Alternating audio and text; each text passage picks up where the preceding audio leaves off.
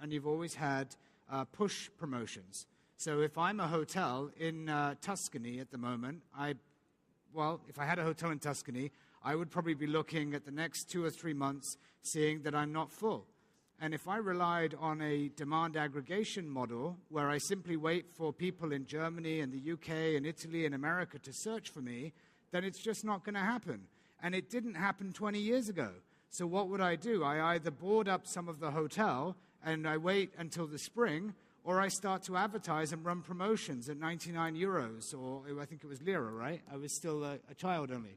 So the world will never become a single monopoly of this search environment. You're going to have to respond, and it's nothing to do with travel. It's nothing to do with the internet. It's basic economics. It goes. I mean, it's supply and demand at the microeconomics and any business school in the world. So the answer is no. No, no, no. You will not move to a single world of search only. You will have to respond with promotional activity in some way or the other in order to stimulate demand at the most urgent times in the future. And it doesn't matter if you're selling hotels or cars or oil. That's the way it's going to be. But surely with hotels are worse than raspberries. They're uniquely perishable products. So they've got to be. You can't sell yesterday's hotel room.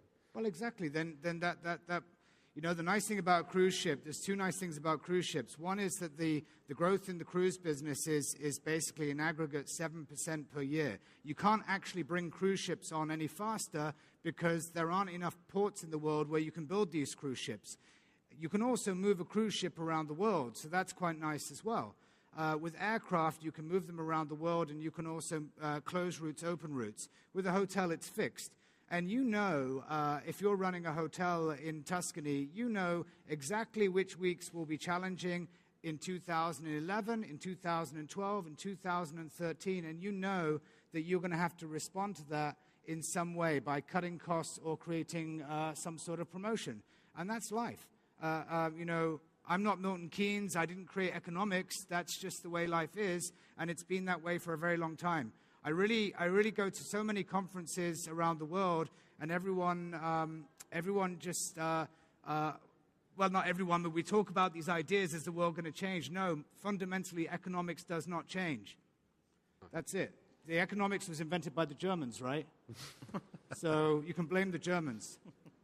Or the Scots, I think, might have an angle on that, but we're not here to discuss that point. Lucia, you raised the question that triggered this debate, but what sprung out of it to a certain extent is that all the gentlemen who spoke before you pride themselves on the deal that they're offering their consumers. Is this something that you share with them? I really think that the role of a search engine as to be, first of all, neutral. Second of all, to offer the largest panel of offer from all around the world, and to try to differentiate itself from the others. So that's why we have decided as Mobissimo to go, first of all, social. We have developed 2 applications to stay more with our users. The first one is MobiFriends, and in this kind of product, you can share and just match trips you are planning with the other people who are connected with you. The second is MobiShare, which is a kind of Facebook in which you can share video, pictures, etc. We are really tried to be more comfortable with our users, not just offering them the best deal they can find over the internet. Either because you have to remember that Mobissimo is seeking 180 websites, including Expedia, Orbitz, etc. So it is a quite large offer. We need to differentiate ourselves from the other people, from the other colleagues, by following our strategy. And our strategy is to go social, to go international, and we are running actually 9 international versions, including the Italian one, which has been launched just 1 year ago. And we have developed some other tools which are useful for people coming in our website, which are recommendation box, first of all, and another thing that I can tell you after. In recommendation box, you have the chance to have best deals for alternate dates or the nearest geographical area offering the lower cost, the lower deals. And you can combine your search with searching a hotel too. So we are really trying to focus on the consumer in this site. Right. Now, Luis, Yeah, so, you started off by saying that you didn't know. Do you still not know?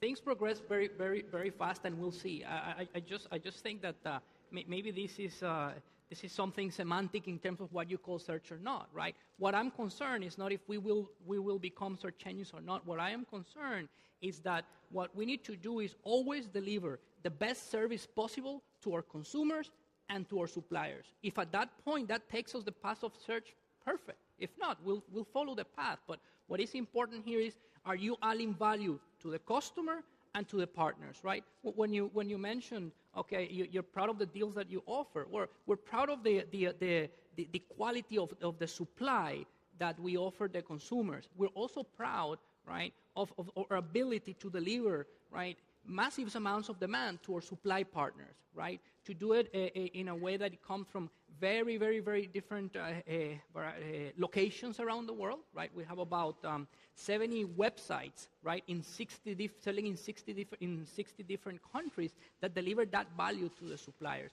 And worldwide, we have a team of more than 400 people that what they do in the hotel business is to work with the supplier partners to help them take advantage of the opportunities that Expedia brings, right? So whether it becomes search or not, it's not the question. It's can we add value to our partners, the consumers and the suppliers? And in adding value, you differentiate yourself from the major search engines, I assume. Right. Sorry, John. Yeah, just to add, I mean, Luis, you absolutely agree. I mean, it is ultimately about both of us, you know, the meta searches and the OTAs offering value and service to our customers. Yeah, and there are crossovers. You can arguably say that, you know, a part of what we do in the OTA business when it comes to offering value to our customers and suppliers is, you know, in our partner marketing, where in that piece we do work on a CPC similar to what the meta search sites do with those partners for partner marketing. But ultimately, that's, you know, offering another distribution service to our suppliers and ultimately more knowledge and of a service to the consumers. So there is that debate, you know, when people, because part of what we're doing today or moving to is somewhat meta search as well on the OTAs.